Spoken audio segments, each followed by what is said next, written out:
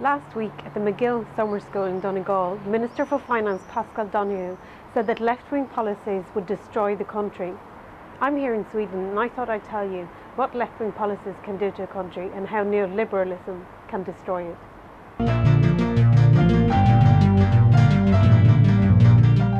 One of the most progressive aspects of left-wing policy in Sweden is with regards to childcare. The state spends 1.6% of GDP on childcare. Compare that to Ireland, which is only 0.6% of GDP. Childcare fees are subsidised and depend on your income. The maximum fee any family, including high-income earners, will pay is about €140 per month.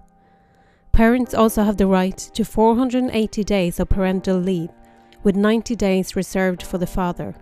For more than 60 years, primary and secondary schools were run by local councils, ensuring access to education for all children. We even got a free meal in school every day. But the privatisation of the school system, whereby private fee-paying schools receive money from the state, has had a devastating effect on children's education. It has created an inequality in access to education, while also lining the pockets of multinational education companies. Swedish healthcare has been praised as being one of the best in the world. This is mainly because it is a public healthcare system, much like the NHS in Britain. But even this vital public service is being eroded and privatised. Private companies in 2015 provide about 20% of public hospital care and about 30% of public primary care. Although in 2014 a survey by the Salm Institute found that 69% of Swedes were opposed to private companies profiting from providing public education, health and social care, with only about 15% actively in favour. 97% of medical care costs are paid for by the state through progressive taxation. There is a cap of about €120 per year for individuals accessing care.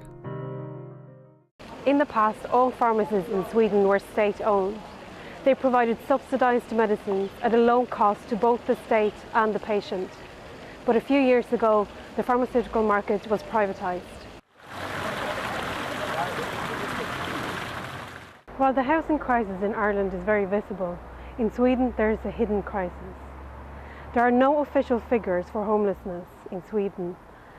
But in 2011 it was estimated that as many as 34,000 people are homeless and thousands of people are on the streets. During the last housing crisis in the 1940s and 50s, the Swedish government came up with a programme called the Million Homes Programme. It resulted in the construction of 1,006,000 new homes in 10 years. The majority were social housing through cooperatives. They were built to a high standard and radical planning such as off-road, walk and cycleways. The current housing crisis in Sweden, as well as in Ireland, requires going back to the radical approach of the Million Homes Programme. While Sweden has been known for its low levels of income inequality in the past, this has drastically changed in the last decade or two. Today, the richest 1% of Swedes own about 25 to 40% of the wealth, according to Roine and Waldenström. This is equivalent to the US. In 2004, Sweden had the highest CEO salaries of the whole of Europe. Taxes on the rich, such as the wealth tax and inheritance tax, have been abolished or drastically reduced.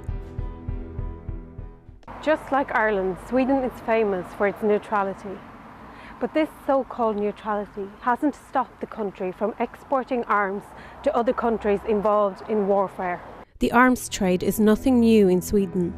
Throughout both world wars, Sweden traded raw materials such as iron ore used for arms manufacture with various countries fighting in the wars. By 2009, Sweden was the 8th largest arms exporter in the world, including exporting arms to countries such as Saudi Arabia.